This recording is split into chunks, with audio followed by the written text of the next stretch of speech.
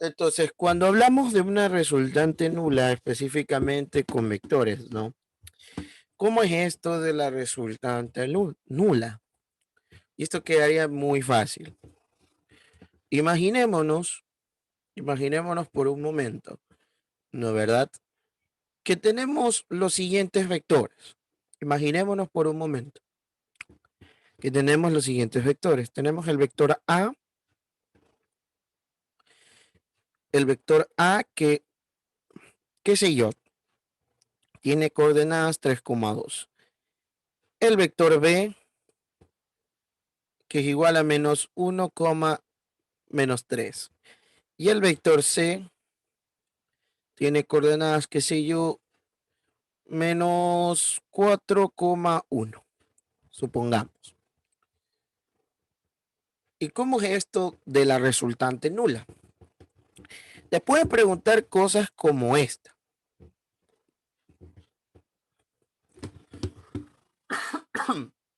Te pueden preguntar cosas como esta.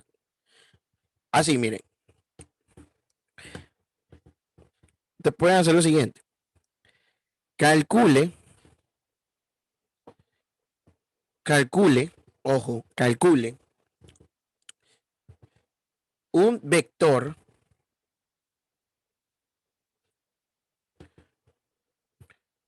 en la que la resultante sea nula. Sea nula. Ahora, ustedes dirán, profe, ¿y eso? Sencillo. Hay una palabra clave aquí muy importante que cuál va a ser, y la voy a resaltar, resultante. Cuando a ti te dan vectores, imagínate que te dan 20 vectores y te dicen, oiga, halle la resultante. Te dan 1.000.000 de vectores y te dicen, oiga, haya la resultante. Entonces, ¿cómo es eso de la resultante? Cada vez que te digan a ti, haya la resultante, donde no te dan una operación, esto inmediatamente va a significar ¿qué cosa? Suma. Va a significar suma. Entonces, primero que nada, siempre en vectores, siempre deben tener en cuenta la operación vectorial, porque sin la operación vectorial ustedes no son nada. ¿Entendido? Repito, siempre en vectores, ya sea en segunda o tercera dimensión, la operación vectorial debe estar presente. Porque ahí, o sea, date cuenta que no hay operación vectorial y tú me dices, ya, pues, profe, ¿qué hago? No, pues tienes que escribirla. Entonces voy a escribir la operación vectorial. Me está diciendo que la resultante sería la suma del vector entonces, del vector A más B y más C. Pero como el problema me dice que calculo un vector en la que la resultante sea nula, entonces prácticamente ahí te está diciendo que debes hallar un cuarto vector que le vamos a llamar D, que haga que al sumarlo con los otros tres sea cero. Entonces tú dirás, ¿cómo hago esto? Entonces, por eso yo digo, mira lo que tienes que hacer aquí. Obsérvalo detenidamente. Primero, de entrada, debes de tener la operación establecida, fija. ¿Para qué? Observa la magia. Como sabes que la resultante tiene que ser nula, eso significa que la resultante debe salirte cero. Y eso implica que al decirte que la resultante es cero, implica que tanto en Rx, la componente en X y la componente en Y también tienen que ser cero. ¿Sí ves? Así de sencillo. Así de sencillo.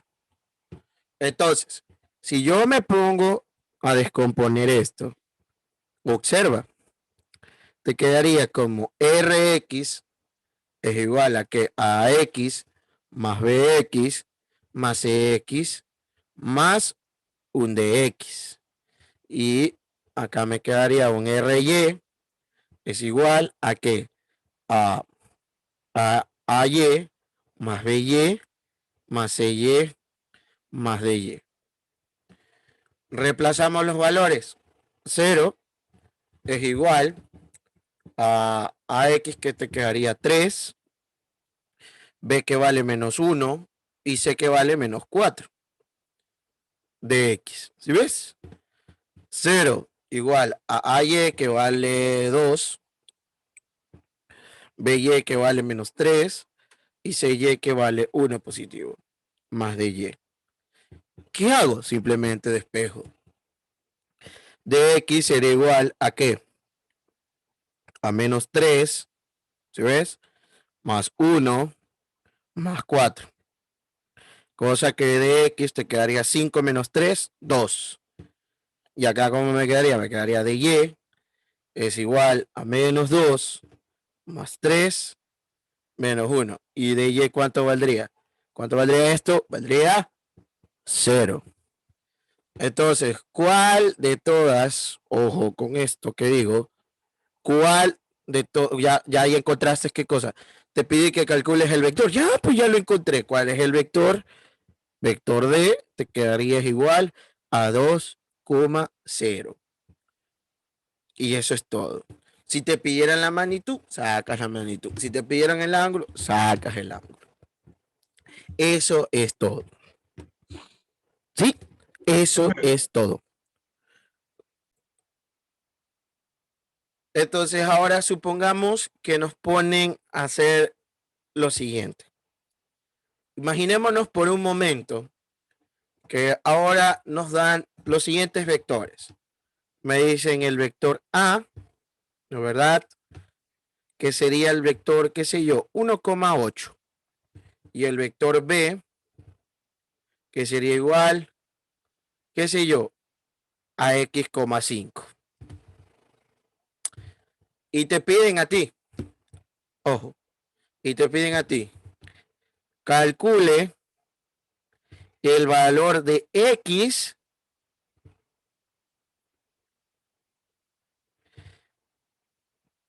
para que la siguiente operación sea nula.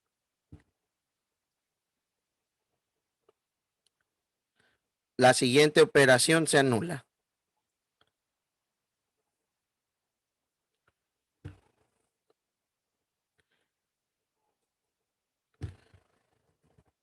Te pueden poner eso, ahí te dicen, oye, quiero saber cuánto vale X para que la operación, siguiente operación sea nula. Y tú dices, ¿qué hago? Primero, obligado, me enfoco en mi operación. Ya. Entonces, yo ya sé que mi resultante, un vector resultante entre A más 3B. Y como me dice que sea nula, ¿qué implica eso? Que mi resultante es 0. ¿Qué más implica eso? O sea, aparte que tiene módulo 0, indica que la coordenada en X y la coordenada en Y también valgan 0. Entonces, ¿qué hago? Descompongo mi operación. Entonces, te quedaría Rx igual a AX más 3BX. Y RY te quedaría como AY más 3BY. ¿Ya ven? Cosa que Rx, ¿cómo me quedaría aquí con AX? Aquí quedaría 1 más 3 por X, que eso es lo que yo quiero. De acá RY, AY, que ya sabemos que es 8, más 3 por 5. ¿Sí? Pero bueno, muy aparte de eso, la verdad. Entonces, obviamente no me enfocaría en el eje de las Y. ¿Por qué? Porque no me interesa, porque solo me interesa de qué cosa. De que esto sea nulo, ¿no verdad?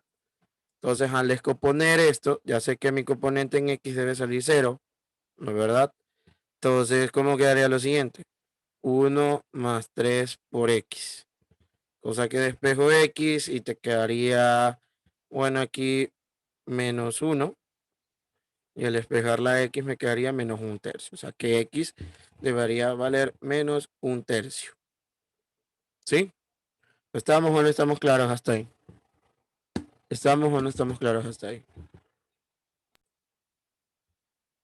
Entonces supongamos que ahora tenemos el siguiente problema que nos están planteando. Dice, 3 personas empujan una caja sobre el suelo liso. La primera aplica una fuerza 1 de menos 8i más 4j. La segunda aplica una fuerza 2 de menos 8j. Y la tercera aplica una fuerza 3 RI más TJ. Si la resultante de sumar las fuerzas de tres personas es 0, ¿cuánto es R menos T? A ver, primero planteemos la operación que el problema me está indicando. ¿Cuál es la operación? Me está diciendo que si yo sumo las fuerzas, el vector fuerza 1 más el vector fuerza 2, nos está diciendo que esa suma tiene que salirnos 0. Ya sabemos qué implica esa situación, ¿no? ¿Verdad? Sabemos a qué nos está indicando eso.